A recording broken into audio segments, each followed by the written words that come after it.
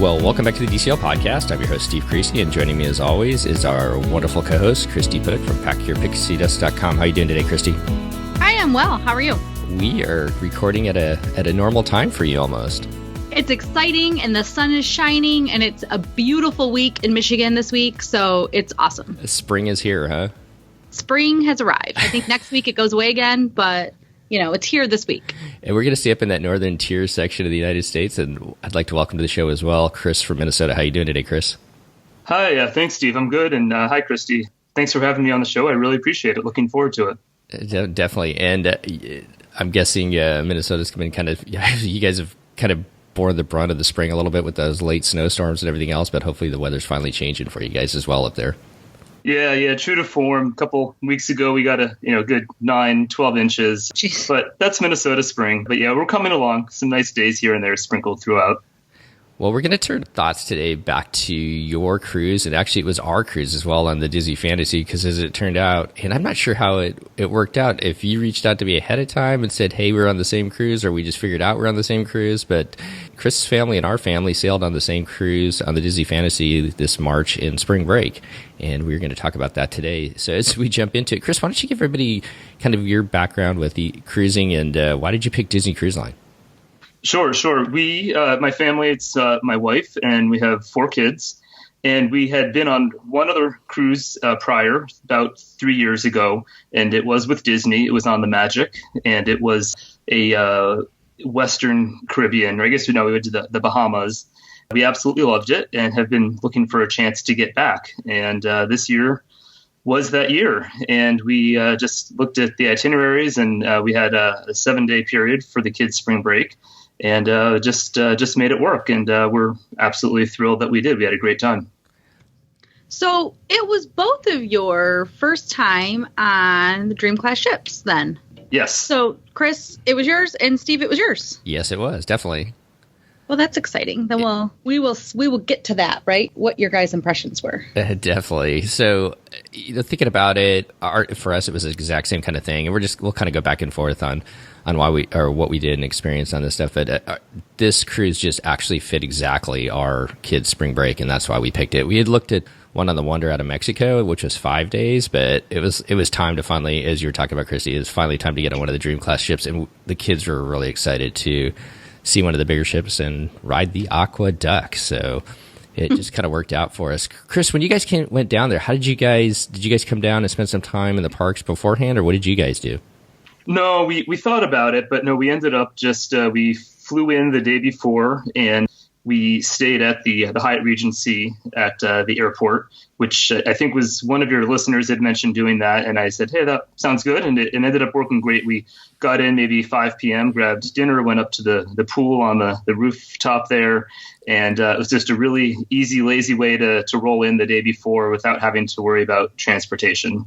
So, Christy, talk about that a little bit. What are your transportation options from the airport? Obviously, there's a lot of different options, but is there anything that you recommend? So even before the transportation element, I guess I would briefly touch on where you would stay pre-cruise. So basically for Port Canaveral departures, our options are staying in an airport hotel, either in the airport like Chris did, or there's the nearby hotels, which are really only less than 5-minute drive. Or you go to Disney and stay at a Disney hotel, or you stay in, this is what most people do, or you stay in Cape Canaveral, so right over by the water. I think those are options. So then the next day, it sort of depends on where you're staying. But obviously, the Disney transportation is always an option, and is it like $35 a person now from the airport? And the price has gone up, so I think that's what it is, but I'm not entirely sure. And then you can travel from the airport to the port by Disney on their bus. So you guys stay at the Hyatt there at the airport. How did you guys get to the port the next day? We looked at the Disney transportation, which sounds like a great option, but just with 6 of us, it ended up being more cost effective to look at other options. So we took a van with one of the private companies, and they picked us up at the hotel and dropped us right at the port. So that was a pretty easy option for us. Okay, so when you sailed on, now I'm totally drawing a blank. Was it the Magic of the Wonder? The Magic, right. Was that out of Miami? No, that was out of Port Canaveral also. Okay, so and that time we rented cars. Okay, so you'd been there before. So how was it getting into? because I think you got there probably quite a bit earlier than we did. How was getting into Port Canaveral and the whole boarding process then? It was easy. We opted to go for one of the earlier times. So I think that's a double-edged sword. So when we showed up, we got to the port area probably around 10:30 or so, which is crazy. You have people leaving from the previous cruise. Everyone's anxious to get in. So it was busy, but overall it wasn't too bad. We probably pulled in around 10:30 and they grabbed our bags right away, the porters did. And by the time we got through security, which was the longest part, it was maybe 11:10 in the morning, and walked into the port. Very short line to get checked in. And we ended up being Group 3. So that was we were pretty excited about our Group 3 card that got us on pretty early. Yeah, we ended up renting a car ourselves only because we came from the West Coast. I knew the kids were going to be sleeping in it was going to be tough to get them up early to make those early port times. And so we just figured it'd be easier to rent a car both ways, and for some different reasons as well at the end of the cruise. And that worked out pretty good for us. We got there about noon, or just about a little bit. Yeah, it was right about noon, and we were on the ship by 1. So what's your guys' family's first thought as you walked on? I think you definitely notice everything's just a little bigger. It's one of those things, and maybe you had the same experience where because it's a Disney ship, everything is familiar. Cabanas and the pool and where a lot of things are laid out. It's familiar. It's very Disney-esque, but it's bigger. And it's just a beautiful ship. You can tell it's a little newer. We were just blown away by what a nice ship it was and what a great job they had done with it. So we were excited. We rushed right up to the pool deck and got the most out of our time there before it got too crowded. So did you guys actually have your seats on and ride the aqueduct and all that kind of stuff right away? Yeah, we changed up there, but it was almost eerie when we got up to the deck. There really weren't that many people. We were up there before noon, and so we changed up there. The kids did, and yeah, I said, kids, hit the aqueduct. This is the time to do it because there's going to be a line the rest of the week. So they did, and I got on it. We loved it. It was just a great ride, and obviously different than the aqueduct on the Magic. And so yeah, we got the most out of that time before we hit Cabanas and grabbed some lunch.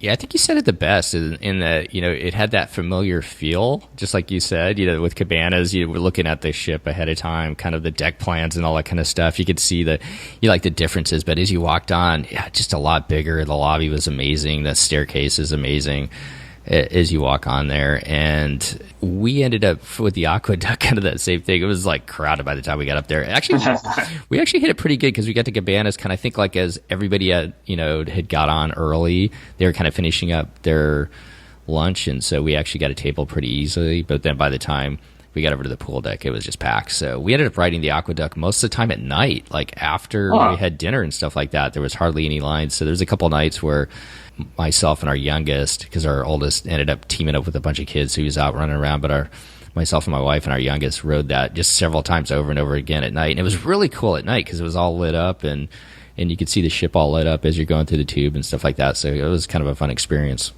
Oh, yeah. I didn't realize it was open in the evening like that, but that'd be a fun time up there. Yeah, I think it was open till like maybe 10 or so, 9 or 10. Don't quote me on that, but somewhere around that. So, okay, so you guys have a bigger family. You've got 4 kids and you and your wife. What kind of stateroom did you book? How did you work that with 6 people? Because we were 6, I think most of the rooms, if you set aside the concierge area, but I think we had to get 2 staterooms. I think the most you can fit is 5, and 5 is a lot to get in one room. You can do it, but so we ended up getting 2 staterooms. We got adjoining staterooms, and last time we didn't have the veranda. We went for the veranda this year, and we're glad we did. We spent a lot of time out there. We opened up the door in between the 2 balconies, and it just made it feel like a bigger space out there. So that ended up working well for us. That's almost like you guys had your own suite. It felt a little like it, yeah, where we could close the door and our oldest was on our side, but keep the boys on the other side. So, yeah, it was a pretty nice setup for us. All right, so I mean, this is kind of a little smaller topic, but so what did you guys think of the rooms overall? Being able to store your stuff and everything like that. No problems with that. No, it's great. I mean, the beds are high enough you can fit suitcases under them. We told the kids, put everything in your drawers. We made them use it. We had, laundry hampers. We tried to, have everything set up to keep as much open floor space as possible. And they do such a nice job about thinking about, how to place the curtain so that, the TV could swivel to either side, or, how to maximize the bathroom space. They do a really nice job with, relatively small space just because it's a cruise ship. But we didn't feel claustrophobic at all. We felt like it was a nice home base for the trip. And I got to throw this out here. Christy started off the show, and if you've noticed, she's kind of disappeared, and it's because they're doing some utility work next to her office, and it sounds like they cut the power lines because everything's gone dark in her office, so that's why she suddenly disappeared from the podcast. Oh, no. So hopefully we'll get her back. Okay, so now this is your second time, cruising with Disney. You're kind of familiar with, how it goes. What kind of planning did you guys do ahead of time? Did you guys, as far as thinking about the shows or thinking about Palo or things like that, what did you guys plan ahead of time before you got on the ship? Yes, and yes, all of it. We were looking forward to the shows, and maybe this was a bit of a disappointment for us. We were really looking forward to seeing Aladdin, which is the marquee show, obviously on the Disney Fantasy. And we heard a week before the trip that it was not going to be showing. And at first I thought, well, that can't be right. But no, sure enough, they apparently were reworking the show. I think it's something to do with syncing up with the live action movie that's going to be released soon. And so there was no Aladdin. So that was one of the disappointments, just because we were looking forward to it so much. But yeah, in terms of other planning, we looked at shore excursions ahead of time. My wife and I did do Palo one night. Other than that, I think we said, look, we're going to plan the excursions. We're going to have a night for Palo. My wife planned she was going to do an afternoon in the spa. But other than that, we said we want to just, see what happens, just, read what activities are on the ship and try to go into the rest of it without too many plans or expectations for scheduling. And that ended up being a good mentality to have, so that if something worked out or didn't, wasn't a big deal. We didn't have many other expectations in terms of schedules and plans. Yeah, that's a great way. We looked at it exactly the same way. We had one night in Palo. My wife had a time in for her one of her birthday presents was some time in the spa that the kids got her. And we were really looking forward to 3 sea days. Some of the other cruises that we've done in the past, I know we were talking ahead of the show. You guys are going to Alaska. We did the Mediterranean this past summer. It's busy. You're like every day you're in a different port. You're up. You want to go and see and do things. And so I think this cruise, we were really looking forward to just being able to chill out on the boat and just kind of do whatever we wanted to do for those 3 sea days. So I think we kind of had that same view that you guys did.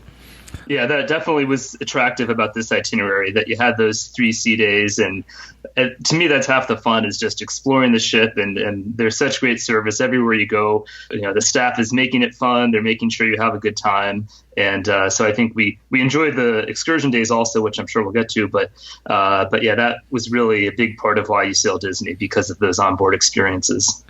So I should have put this at the beginning, but the cruise that we sailed on was an Eastern Caribbean itinerary. So it left from Port Canaveral. We had 2 days at sea, then a day in Tortola, a day in St. Thomas, another day at sea, Castaway Cay, and then back to Port Canaveral. Well, let's go into the dining portion. A little bit different than the Magic. Were you on it when they had no, because that they just retrofitted it fairly recently as far as having the Tangled restaurant. So restaurants are kind of similar to the Magic. What were your thoughts of your dining rotation, your experience in the dining rooms? We had a really good experience. I have a certain dietary way I eat. I eat vegan, and so I've listened to the shows you've done with Christy about how you talk to them and how they try to accommodate you if you want to eat a certain way, and they were fantastic. That first day, I asked where do you talk to them. I remember Christy had said, "Well, you go to a place." And I said, and they, oh yeah, they said they're set up. They told me where they were set up. They said, go down to the Enchanted Garden. So that first afternoon, I went down there. They had a whole team of people. They had guys out with their computers, and I said, this is me. And they, oh yeah, we already have you. We already know what you want. Is there anything else? And they, I talked to them, and they said, we have you. And so my first night, our waiter was fantastic. And he said, oh, I see this is how you want to eat. Every night that week, he brought me the menu for the next night. He made some suggestions. He said, if you don't like what's on there, I'll get you something else. He made sure that I was set for our day at Castaway Cay. So they were fantastic in that regard. But then overall, yeah, he and the assistant, they were just fantastic. The restaurants were great. We hadn't been to the I'm already blanking on the name. Enchanted Garden. No, we hadn't. No, but the Animator's Palette with Crush, that was different from the Magic, where they change it from all the walls and everything is black and white when you start, and then by the end it changes to be full color. But so this had Crush, and then they animate your drawings. But so the restaurants were great, food was great, and the service was fantastic. We really enjoyed our serving team this time. I thought out of all the cruises that we've been on with Disney and even Norwegian, this is the best first night dinner that we've ever had. Like, usually it's a little bit of chaos, and we're talking to our serving team ahead of time. I totally understand it. I mean, they are up, I think the last day. So when you're on your last day, they are up really early in the morning to get that first breakfast out, and then they turn the ship over, and then they're up late that night feeding you everybody that's coming on that day. So that's a pretty hectic day. I thought they did an excellent job. It was the best. It was almost seamless, it seemed like, on this. And I wanted to ask you, so as far as vegan goes, did you put that information in when you checked in online, or did you have to call in about that? No, I was able to do that online. Okay. And so it was, at first I wondered that same thing. A lot of things you can, or some things you have to call, but this I could put it in online, and they were completely ready for that. They had, I think, various check boxes, and then you could add comments if you wanted to. But obviously that information had been communicated to our server, so they were very good about that, very, very on top of things. And to kind of go back to what you were saying, Chris, when you check in at Park Canaveral or whatever port you're departing from, they usually give out this Voyage Navigator. It's a paper navigator. I'm looking at it.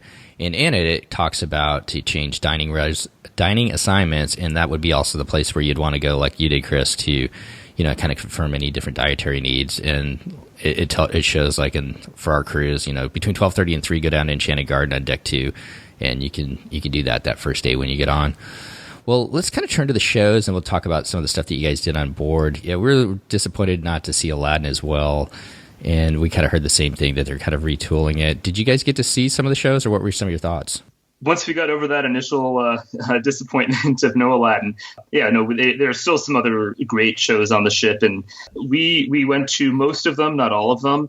But I think there's some healthy debate in our family about which was the best, but I really enjoyed Marcus Monroe. He was sort of a juggler, but he just put on a great show. He was talented, but he was funny and engaging for all ages. So that was probably my favorite.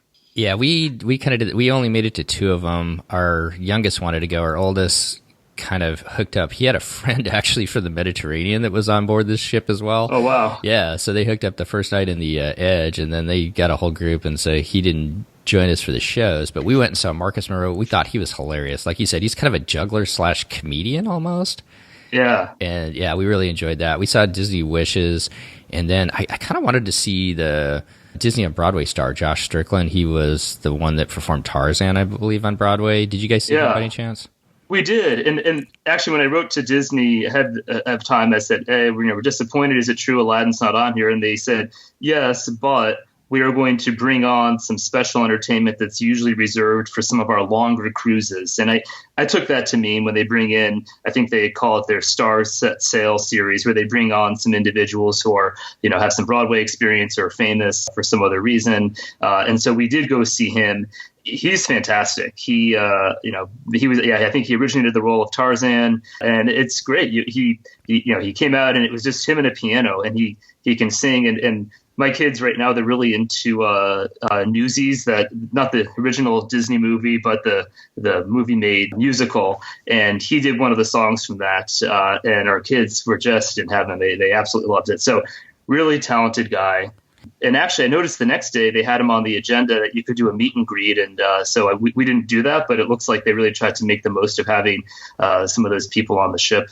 Yeah, I wish we could have seen that. Did he talk at all, or did he just mostly sing? Or did he kind of give like some background on some of the songs at all, or just? Oh yeah. Okay. Yeah, no, I mean he didn't talk too much. That doesn't sound right, but no, he definitely he'd chat with the crowd a little bit in between and just say a little bit, why this song, or what it means to him, and He was great. I mean, it was sort of funny. I mean, he did some of the songs that you might expect, but then he did some of the Disney princess songs also. And I was like, is he going to pull that off? But sure enough, he did. I mean, he really was just entertaining, was just a fun guy you felt like you knew him a little more by the end of it. So we really enjoyed that. Well, we'll take a quick break here, and welcome back to the show, Christy. How you doing today, Christy? Well, it's always something, right? Yeah. The power went out, it sounded like. I think maybe I said that already at your place, or they're working on something. Yeah, they cut the power. I could see them across the street adding in wires. So. Nice. All right. Well, we'll just jump back in. We're talking about the shows. We're talking about they didn't have Aladdin on this one because they're retooling it for. Yeah, I was so disappointed for you guys. Yeah, as Chris was saying, they're kind of retooling it with the live action. But they did have Josh Strickland, who played Tarzan. And I was going to say, Chris, that when we were in the Mediterranean, and I'm totally drawing a blank on her name now, but she played Mary Poppins. She was like the backup, and then she did a lot of shows. But they also had her down in Fathoms for like kind of a meet and greet down there where she did some songs and talked. I'm not sure if Josh did that, but that's a really cool thing that they do when they bring those stars on board and you kind of hear their backstory and see them perform. Yeah, it was really great. We were maybe second row, so we were just up close. It was just him and a piano, and he's just a really talented guy. And there's something about seeing a live show like that with a Broadway star who very, very talented singer. That's just it was great for everyone in our family. So you guys had the early seating as well for dinner. What did you guys do afterwards besides the shows? What were some of the other things that you guys enjoyed doing while you're on the ship? Mostly the shows. The first few nights, we were just wiped out. I think we maybe skipped the show the first night. Just really went back to our room. They played some games and were low key. But once we got into the rhythm, the first night we did encourage our kids to go to the kids clubs. We've heard time and time again, it's really a good idea if you're interested in doing those to go that first night because the counselors really try to help introduce the kids to each other. You get to know the counselors, you get to meet other kids. And if you hit it off with some of them, then you have friends for the week. So we had all of our kids do that. And so from then on out, if they weren't doing a show, they might go to the kids club. Our older two would sometimes just go take in whatever movies we're showing. And so we'd usually just kind of play it by ear. I apologize, Chris. How old are your kids? Just to kind of give a reference for where they were. Sure. They are, our oldest is 15. That's our only girl. And then 3 boys, 13, 11, and 8. But overall, they enjoyed the time in the club when they were there?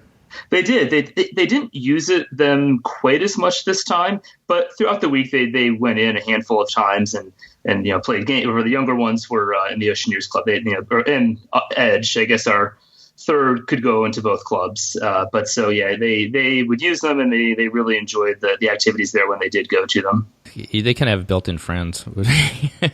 Right. Being such a big family and stuff like that, too, so that kind of helps as well. Well, thinking about the sea days, what were some of the things that you were looking forward to do, getting back on a Disney ship? What were some of the activities you and your wife excited to do, and how'd you guys fill your time?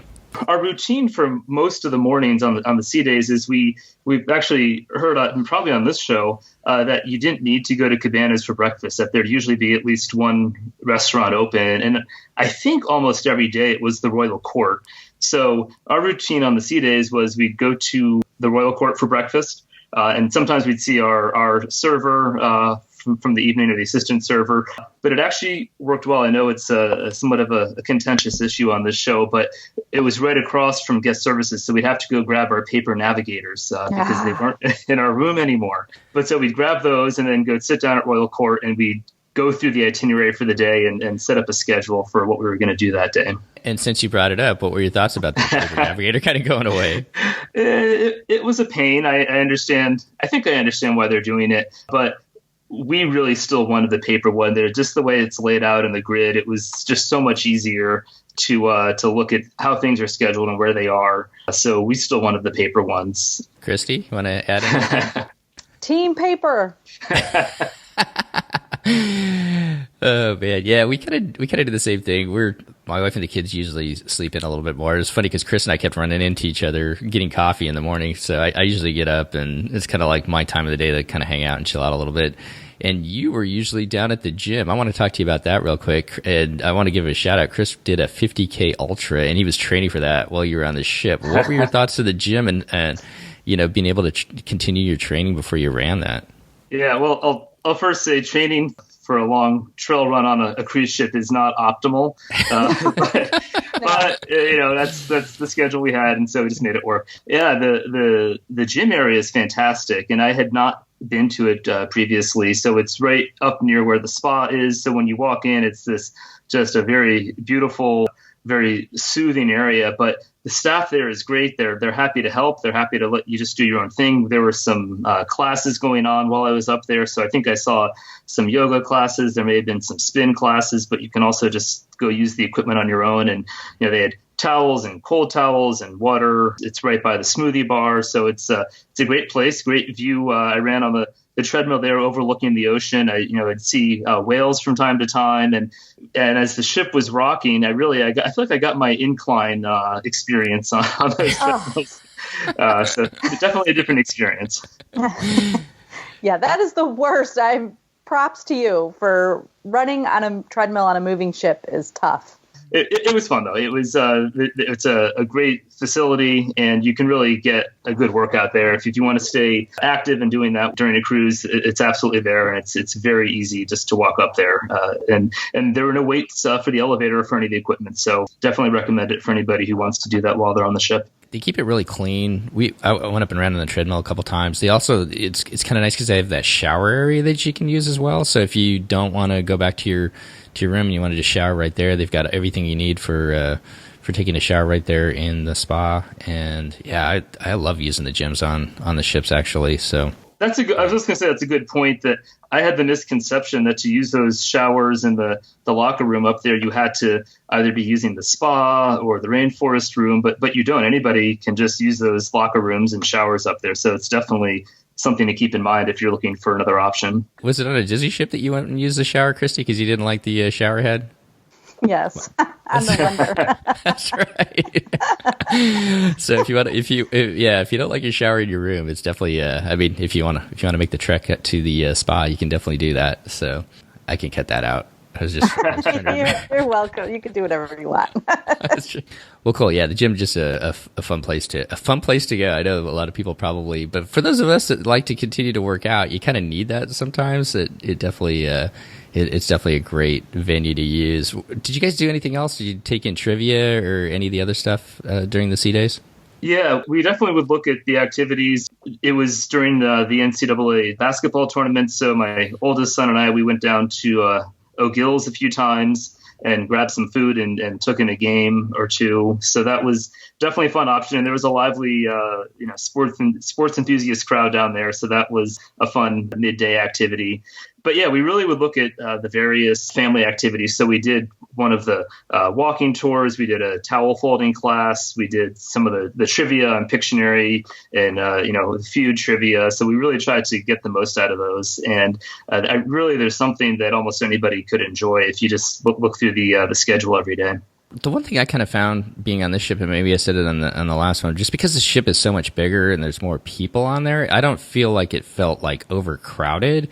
But the one thing that I seemed to notice was like when you went to some of the different events like trivia or the feud, like kind of the Family Feud type game show and stuff like that, just because there was more people, there was more people there. So it seemed like it had a little bit more atmosphere than some of the other cruises I've been on with the smaller ships. And I know that's kind of, each cruise is kind of its own, how do I say it the right way? Each cruise takes on its own personality. So you could be just like a really ship where everybody's going to trivia on the Wonder of Magic, and maybe a little bit different on the Fantasy. But it just seemed overall that there was a lot of people that would show up for those events, and it made it it made it much more exciting, I guess is what I'm trying to say.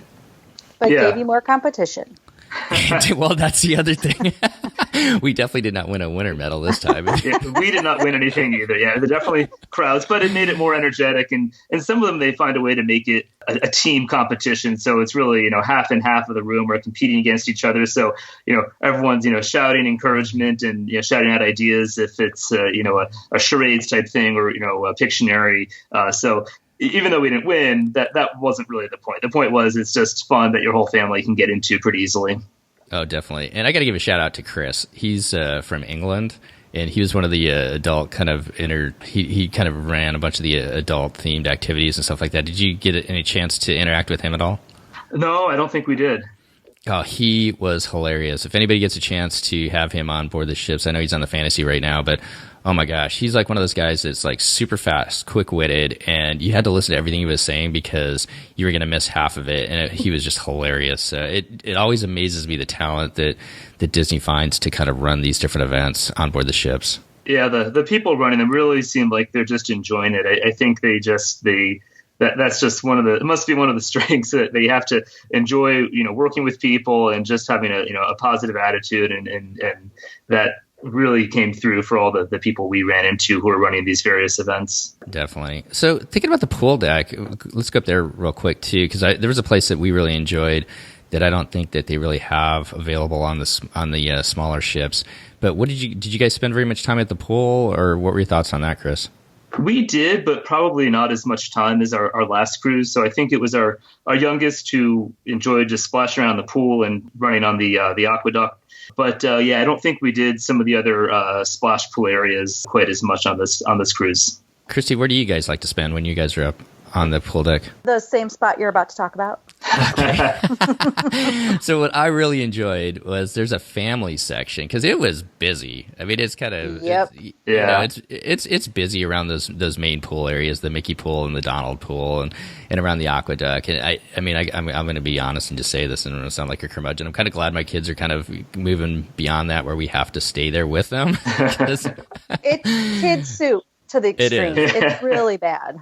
Yeah, and so there's a family area that's kind of up above. It's like one deck above the pool area that's up, and it's above like the adult area where you can kind of go and hang out. There's some shaded areas, and so it's a lot quieter up there. And so that was, I think, my wife and I's favorite place to go. We would go up there and hang out, and then our youngest could kind of check in with us, or we'd go ride the aqueduct. He and I would go ride the aqueduct or something like that, and then. But that was just like a great space to kind of get away from that kind of chaos of that middle section for people with families that are kind of maybe moving on, where you don't necessarily have to, oversee your son or daughter in the pool the whole time. Well, and there is in that family section, but maybe on the other side, depending on what area, but they have that little pool that's up there that doesn't have a lifeguard. And so you obviously have to watch your children.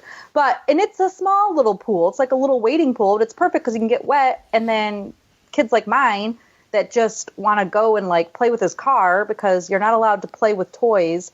And I understand them not wanting to have kids throw things at each other in those pools. They're too crowded. I get it. But like he's not allowed to hold his car. And so it works out for him because he can play with his little car up in that little, it's like up on the 12th deck, a little bit forward, right?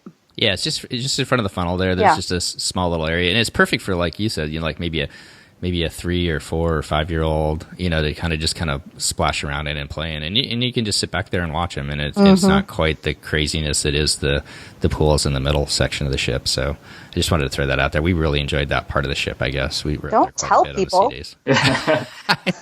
No, my wife and I were walking around the adult area up there, and we came to this area, and I said, "Is this just for adults?" And she said, the signs look like anybody could go there. And so that must be where you're talking about. But yeah, it seemed like a lesser known area. Well, until now, people didn't know about it as much. Yeah, it's going to be packed now. Did you guys also know about that area very far forward? Maybe deck 13? Is that the deck where it's like a Satellite Falls area? Yes. Yeah. Did you go in there at all? It was pretty windy on the sea days, to be completely honest. So if you weren't behind one of the shelters, that's what we found, at least. I don't know what your recollections are, Chris, but there was people up there, but we were happy just to be kind of in that family area so that we could kind of touch base with our younger kid. Yeah, no, we had the same experience. The first time I went up there to Satellite Falls, it was so windy, the falls were splashing us. And then the next day we went up there, they just had them turned off. I think the wind was just too much, which is too bad. But that's just one of the side effects of being on a cruise ship. Yes. Well, that area, when it's not too windy, is lovely for an adult-only experience. It's got a nice view. And so if I have a little time to myself, sometimes I sneak out there. Well, let's go back to the spa real quick. What was your wife's thoughts on the spa, Chris? She loved it. She said she had I think she got a massage. I don't know what variety. I think they have all sorts of things, but I just ordered a normal massage. I don't know what that is, but there was no mud or no acupuncture or some of those other options. But we used one of our passes that day to go in together just to the blanking on the name of that area. Oh, the rainforest room. Yeah, thank you. The rainforest room. So we actually spent the first couple of hours together in the rainforest room, and then she went off to do the spa later, and I just hung out on one of those loungers in the rainforest room. So she said it was, first rate, a great experience, very relaxing, a good massage, and so she thought it was a really good experience. Yeah, my wife really enjoyed it too, and that was the first time we did the rainforest room as well. And I think that's something, I don't know if I get a pass for the whole week, but we'll definitely do it on a future cruise for at least for a day, because that was really kind of relaxing to go and hang out there.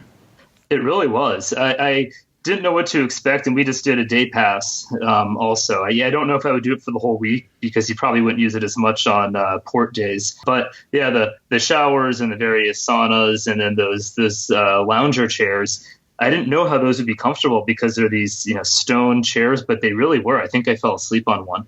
So definitely a good thing to do, maybe even just for a day if you get the opportunity. So Chris, did you buy your rainforest pass ahead of time? We did. We bought it ahead of time. And like you were saying, it's not one of the normal add-ons, or not add-ons, but if you're just buying a Night at Palo or a shore excursion, it's somewhere else.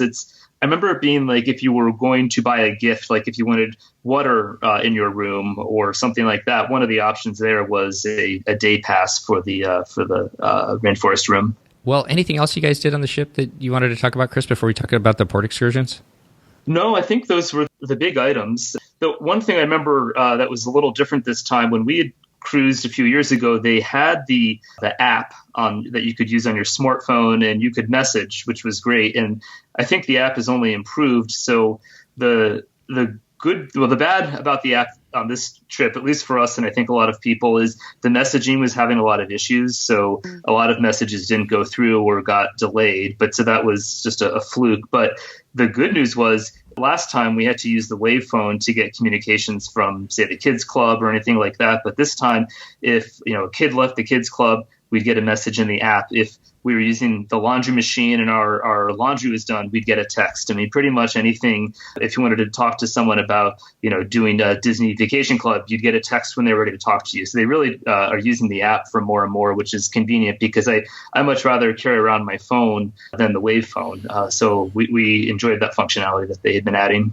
Yeah, definitely. And I got a theory on that, because my oldest actually kind of figured this out. I don't know if I fat fingered it or what, or if my phone did it, but at some point I clicked on because there's different internet. There's like the guest internet, and there's the crew internet that you can click on. Oh. And so my phone, what he told me, and it actually worked a lot better after we did this. So for those of you who are sailing here soon or having problems, try this.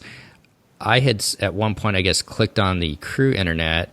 And what we did was you have to go in and tell your phone to dismiss that crew internet. So like not even recognize it. Mm. And then after I did that, because like the first 2 days it was kind of the same thing where messaging was kind of spotty. Then the messaging was a lot better. So I'm not sure if I fat fingered it or if my phone picked up on it somehow. I'm not sure. But anyways, that's one technique or one tip you might try for those of you sailing sometime soon, is to make sure that your phone doesn't acknowledge the crew internet. So okay. It's not trying to use both, I guess. Good tip. So, okay, well, let's turn to the ports. We went to Tortola first. What did you guys have planned, and what did you guys do? This time we decided to book excursions not through Disney, just to broaden the options. And so we had a tour. We hired a guide who had a boat, and he took us around to some of the sites there, and was a little nervous about doing that just because it wasn't through the cruise ship, the cruise line. But it ended up working great, and we hit some of the islands. I think you may have seen us at the first stop where we were all snorkeling from your tour. Yeah. But we all look the same because we're all wearing snorkel gear. I don't know how you recognize us, but that's impressive. So, how did you guys find the? Well, let's go back. Had you guys been to Tortola or St. Thomas before, or was this your first time? This is our first time. Okay, and so how did you find that tour, or what did you use to find that tour to book it? We looked through some online sites. I think for this one, TripAdvisor ended up being a good resource for us. Once we found a guide that had enough reviews. It seemed pretty legitimate. We felt comfortable going with him. But so we found those through the TripAdvisor site and then reached out to the tour operator directly. Christy, any thoughts about booking a crew tour other than through Disney? Any tips or tricks there? Well, so you can do a tour not through Disney, or you can even just get off and book or take a taxi to a beach on your own. And I know we've done that before. Oftentimes, your tour will be a little less expensive. Obviously, you don't get that 100% guarantee that Disney provides, that if something were to happen during that tour, they will make sure to get you to the next port of call and deal with you for that day. But honestly, most people don't miss their ship due to something going wrong with the tour. So I would tell people to just see what works best for your family and to research it and trust your gut, I guess. Yeah, and I think Chris and I, you were talking on the ship, one of the times when we met up having coffee and stuff like that, that, just thinking about the size of your family, and if you book something individually through Disney, it was actually a little bit more expensive to get that boat, but a lot easier and not much more expensive, I guess, is what I'm getting at. Right, well, right. So, and they were alone. They were alone, so you get value in just being able to do a tour by yourself. Yeah, that was the nice added benefit. So it definitely cost more than had we just booked through Disney, but we're a big group, or if you're traveling with a big party, certainly I know families, extended families may get together and go on a trip together. You might want to consider it, because then you get that benefit of it's just you and the guide. They will usually show some flexibility if you want to customize the trip a little bit and hit the spots that you want to. So that'd be the upside. And the downside, obviously, is if we didn't get back, the ship would sail without us. But that wasn't an issue. Our guide was well aware of when we had to get back, and he got us back with plenty of time to spare. And most of those people, this is their sole way to make money, and so they're not going to ruin it for others and risk that bad review because they don't get, obviously something can happen, but because they don't get somebody back on time. So they're going to be just as vested in doing that for you. Yeah, so we ended up booking kind of a similar adventure as you did, Chris, but ours was a little bit shorter when we went through Disney. So we went off to those caves initially. I think it was like about a 20-minute boat ride over, did some snorkeling. That was nice. There's a lot of fish around there. It was kind of fun to snorkel back in the caves. And then we went over to kind of a private beach called Pirate Bight. And there was, you could tell that they had rebuilt since the hurricane had gone through there, because the structures are brand new. But there was 2 kind of bar/restaurants on the beach. We saw a turtle over there. Did you guys see anything exciting when you were snorkeling? Yeah, we saw turtles and stingrays and definitely a lot of fish. So we had some great snorkeling. Like you, we started at the caves, and those are just fantastic. I had heard, and we didn't do it, but I heard some people will bring lights, waterproof lights, so you can go a little deeper and see a little more in there, because it definitely got dark as you got further in. But just a fantastic, unique snorkeling experience in there. And my kids are kind of laughing because we snorkeled over in Hawaii, and then we've seen turtles in Hawaii, and we saw this turtle over off of Pirate Bight, and he was just like lazing around. we could just sit there and watch him forever. We're watching him eat, and the turtles in Hawaii, man, they're gone. There's much more island time down in the Caribbean. That's what I'm joking about. Caribbean's a little bit more laid back than Hawaii, so, or at least the turtles are, it seemed like. But yeah, that was kind of a fun day. And so, anything else you guys did? I know you guys snorkeled, and then you guys went to a private beach as well. Anything else that you guys added on? Yeah, stopped for lunch on Cooper Island. We went to a beach on Peter Island, this Dead Man's Bay beach, which is just a mile of sandy, wet beach, and nobody was there. It was literally just us. So that was maybe the highlight of our experience. And then we ended going to the baths on Virgin Gorda, which you've probably seen pictures of those huge rocks and hidden pools that you climb through, and it's just an amazing, unique natural phenomenon. So those were our stops for the excursion. Sounds awesome. So definitely an advantage that you had by booking that. You guys got to see a lot more as far as what was available. Those are just kind of 2 separate tours if you want to go through Disney to go to the baths, or if you wanted to go snorkeling, it seemed like. So that was amazing. You guys get to do as much as you did. So yeah. So one tip I'll add, and we were talking about getting back to your cruise ship on time. Our guide got us back with plenty of time, but I was really obsessed with getting our passports stamped. I said, look, we're technically, this is Tortola's British, it's not a territory, but it's the British Virgin Islands. I said, I want our passports all stamped with Tortola BVI. And so when we got back, I said, where did we do that? I assumed it was where we got off the ship. And they said, oh, no, you have to walk over to the ferry terminal. So we did. It was a 10-minute walk. And meanwhile, my kids are exhausted because they've been in the sun all day. We get to the ferry terminal and the doors are all closed. And I knock and a woman says, she's wearing a uniform. She says, oh, yeah, we can do that. Let me have your passports. So I gave them to her. She locked the door and went away. And so we were out there maybe 15 minutes, and I'm getting looks from my family like, we're going to be late. We don't have our passports. Who did you give our passports to? Well, she looked official.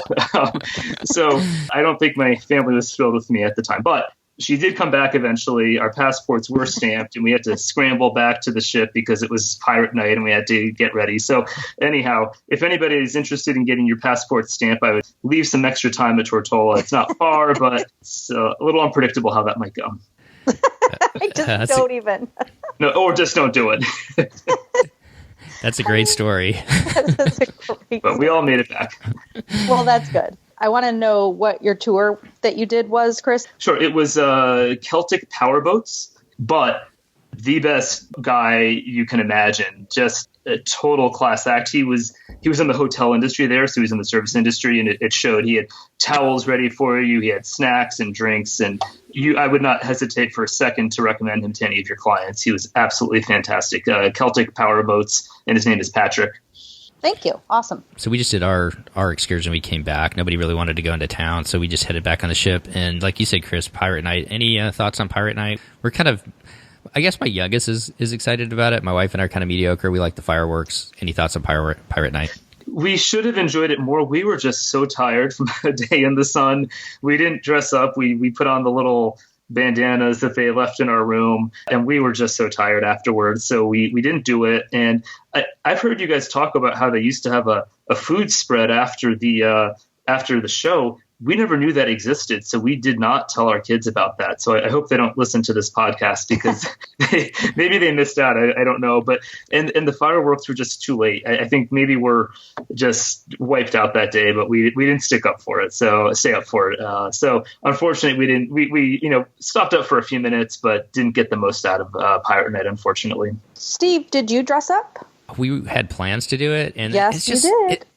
But we didn't. No, we brought it lame again. It's like, all of a sudden vacation's on you, and it's like, oh, maybe we're going to do it, and we don't have any of the stuff. And then, I mean, this is just an excuse, but it's just like one more thing you got to pack to bring. Like if we lived down in Florida, I think it'd be a little easier, bringing another extra bag. There are people who pack an entire suitcase full of their Pirate Night outfit. I am not those people. I know. And for us, in all honesty, which we could talk about at the very end, as far as like, we've got a whole way that what we bring and getting off the ship, and just like to add another bag would just, I don't know. We have to do it. I got to do it next time because my youngest is like in that age where he really wants to do it. But you know what I will say? Man, the fireworks on this cruise were awesome. They were the longest fireworks I think I've ever seen.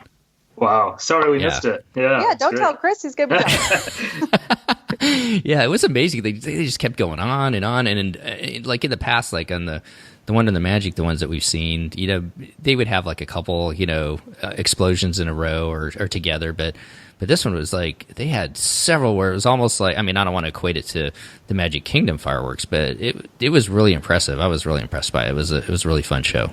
So from Tortola, we're on to St. Thomas. What did you guys have planned, and what did you guys do there, Chris?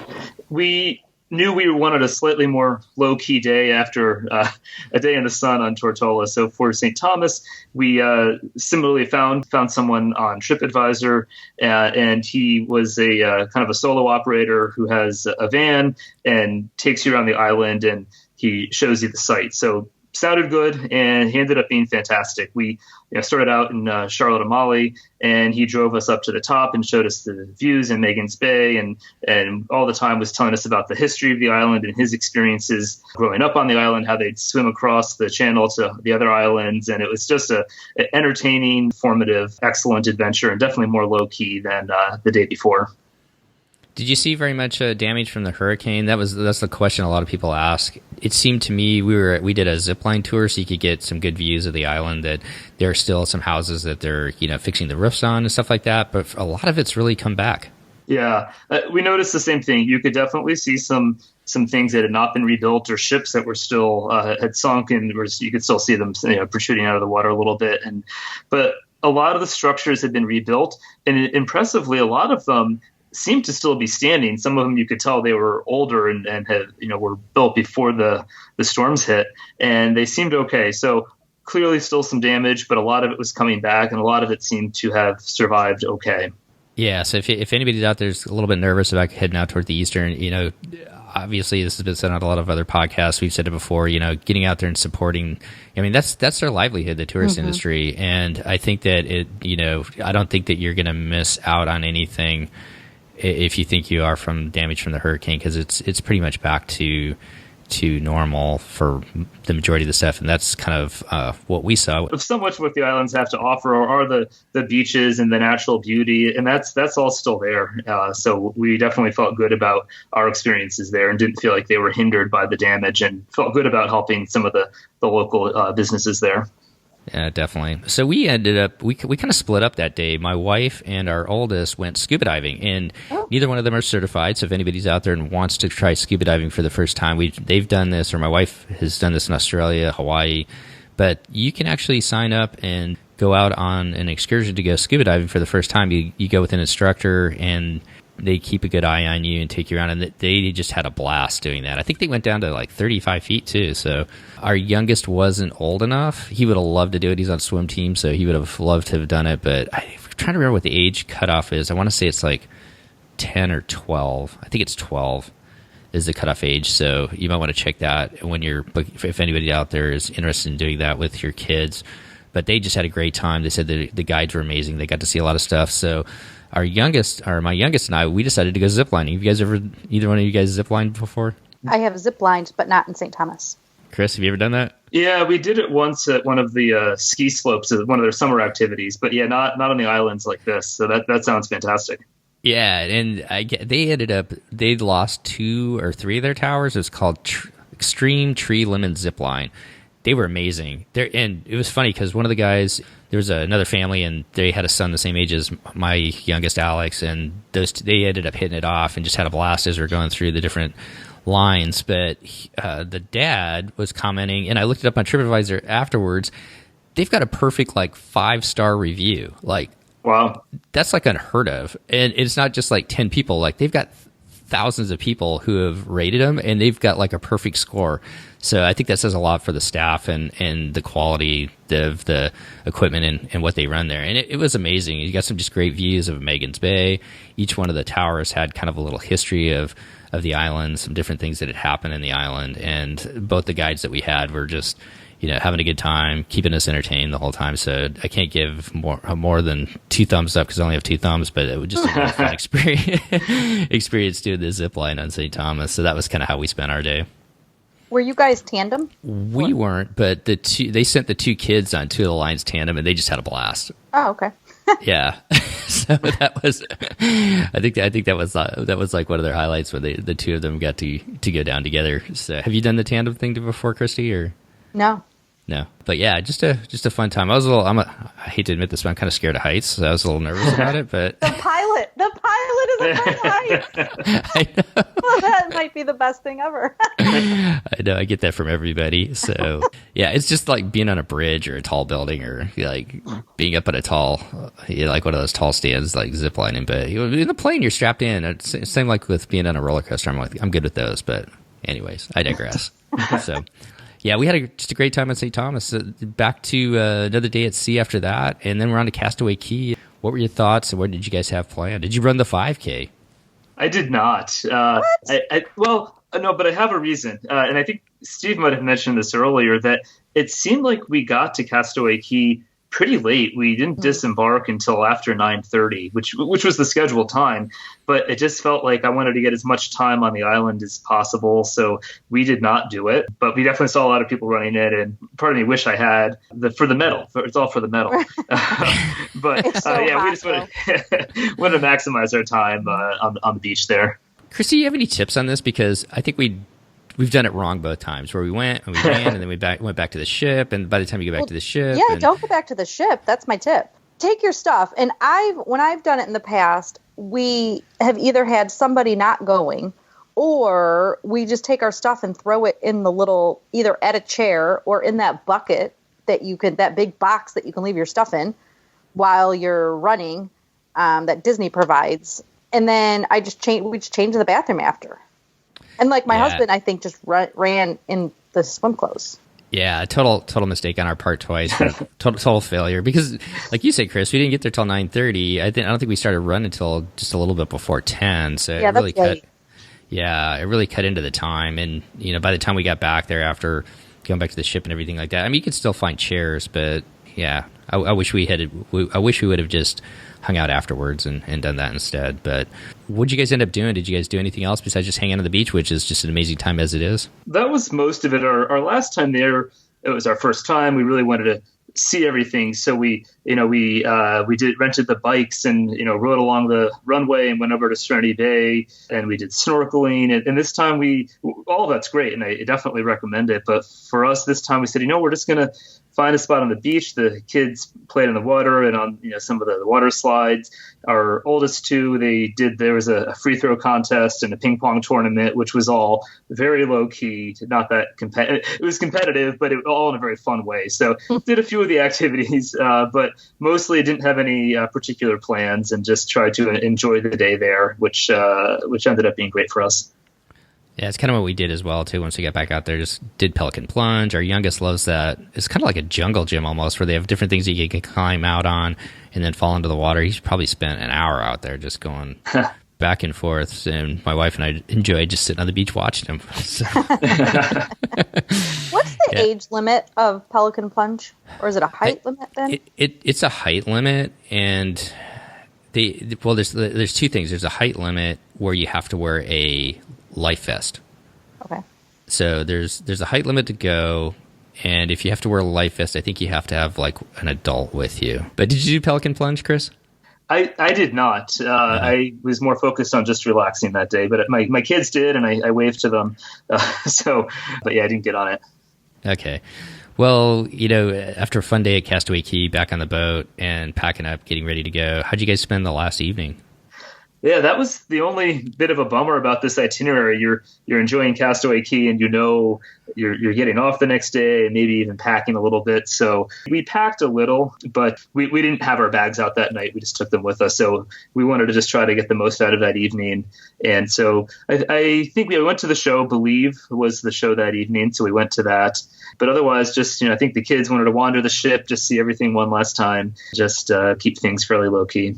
Yeah, that's kind of what we did too. And that's what I kind of alluded to before. Is we just have a roller bag each for us, and that works for our family. And so it's pretty easy to pack up. A carry-on size or a full size? No, just like a carry-on size one that would go over the overhead. I know it's kind of crazy, doesn't it?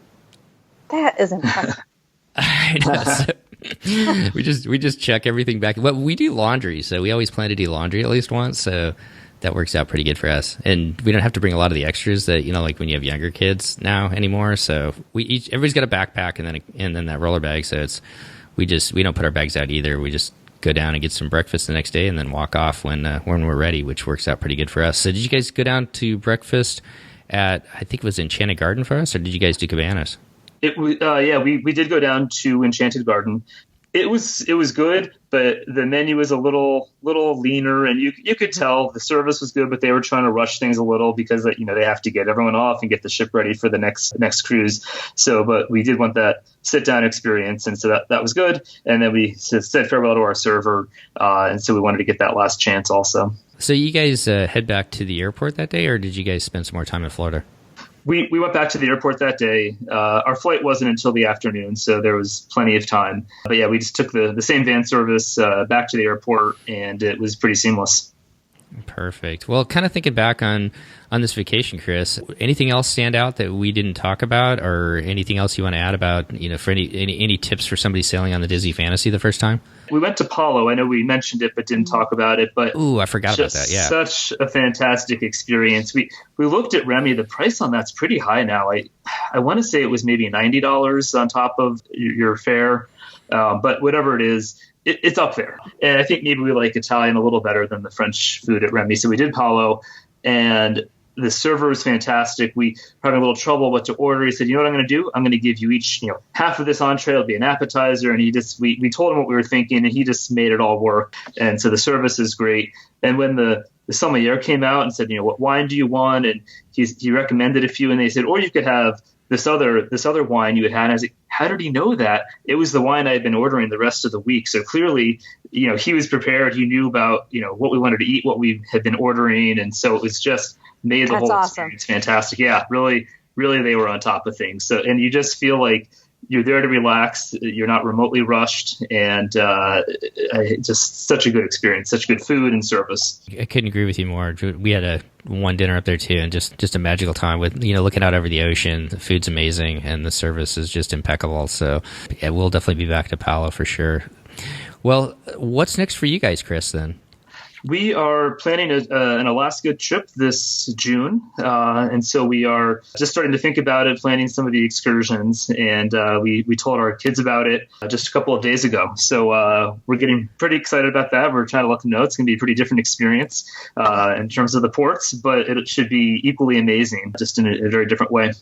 And that's on the Norwegian Bliss, right? Yes. Yeah.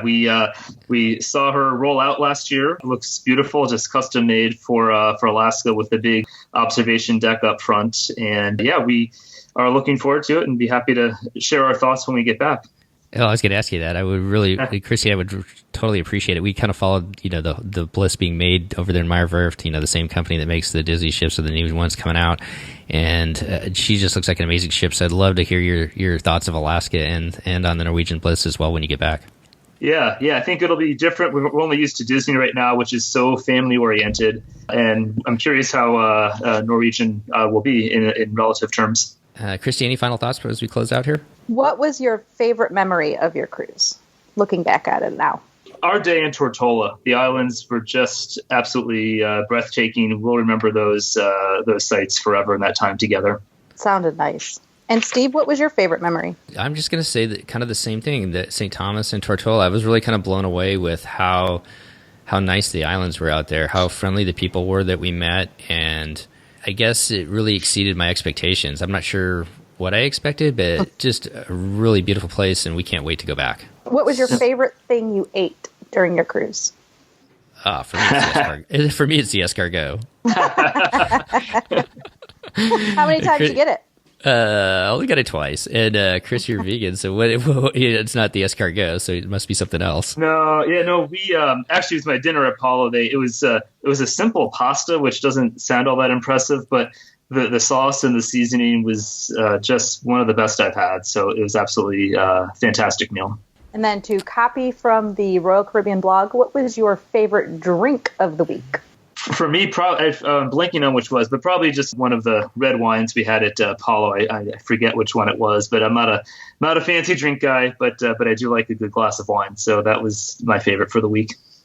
I'm going to have to go with when we went to Skyline, and they just made some amazing martinis in there. And I had one that was like what's kind of cool is like when the Skyline changes from city to city, they have like different drinks. Well, I mean, you can order any of the drinks at any time, but each city has like two different drinks paired with it. And there was one from Russia, and I'm totally drawing a blank on the name of it, but just an amazing. And I'm like you, Chris. I don't order those types of drinks, but it was just a great martini up there. Just a cool setting. That was probably my favorite drink. Nice. Yeah, we didn't get to Skyline. I wish we had. I've heard it's a really nice club. Yeah, it's kind of quiet, but we just enjoyed it because it just made us reminisce some of the different places we've been, and it kind of made us think about places we wanted to go. So, I mean, being, loving both my wife and I just love travel so much. It sounds like, all of us here that are talking on the show too, that, I don't know, it just kind of fits that need, which made it a lot of fun to hang out and just think about and watch. So, well, Chris, it was a pleasure meeting you on the ship. I wish we could have maybe spent a little bit more time out there, but I didn't want to barge into your family's vacation or anything like that. But it was fun catching up over coffee, and I really want to thank you so much for reaching out and being part of our show. And we'll wish you the best of luck in any training you have coming up for future runs, and also just have a great time up in Alaska on the Norwegian Bliss, and we'll talk to you when you get back. Yeah, thank you. Thanks for having me, Steve. It was great to meet you. I'm glad we got to chat and get to know each other a little bit on the ship. Really enjoyed it. And thanks, Steve and Christy, for having me on the show today. Thank you. Well, that's going to wrap up our show today. Once again, I really want to thank Chris for coming on and sharing his and his family's experiences on the Disney Fantasy as we cruised together over spring break this last March. It was just a pleasure meeting him on board. A couple times we ran into each other in the morning searching out coffee, and I really want to give a shout out to him once again for finishing that 50K Ultra. Just an amazing accomplishment. So once again, good on you, Chris. Good job on doing that as well. And just to kind of celebrate our little spring break cruise, I picked up one of the Disney Parks pins for the Disney Fantasy. It features Dumbo and kind of that character that you get to see on the back of the ship. Come on over to Facebook, like our Facebook page, and over to Instagram, and you'll be able to find out all the contest rules and all that is entitled to that, so that you can put your name in a hat and get a chance to win that pin. We love giving things away when we can on the DCL podcast here. So go on over to Instagram or Facebook to find out a little bit more about that. Once again, I'd like to, for those of you who would like to join us in supporting the podcast, once again, I'd like to remind you that we do have a Patreon page, which is now available over at patreon.com/DCL podcast. If you would like to join our group and support our show, we sure would appreciate it. I want to thank all of you who have reached out to us recently. We've got a lot of recordings in the hopper to get out to you, and I can't believe it. It's May 2nd. And it is, summer's upon us. We got a lot of people heading out towards Alaska, and I know several listeners are headed over to Europe with Adventures by Disney to do river cruises, and I'm really excited to hear all your stories as you guys head on your different vacations this summer and get a chance to bring it out to all of our listeners here. So I appreciate each and every one of you who has contacted Christy and I and taking the time to come on our show and share your experiences. It helps all of us here cruise and travel smarter. So if you'd like to be part of our show, you can always reach out to myself, Steve at DCLpodcast.com. Of course, you can always find Christy over at Christy@PackYourPixieDust.com. You can also find us on Facebook at DCL Podcast. You can find myself on Twitter at DCL Podcast, and Christy over at Pack Your Pixie Dust on Twitter, and Pack Your Pixie Dust on Facebook, and Pack YR Pixie Dust on Twitter. So look for us there. Reach out, let us know if you'd like to come on, and we'll get you on just as soon as we can. So between now and our next show, if you are heading out on your next vacation, all of us here at the DCL Podcast would like to wish you fair winds and safe travels as you head out on your next adventure. Once again, thanks for coming back and taking a listen, and we'll see you next time on the DCL Podcast.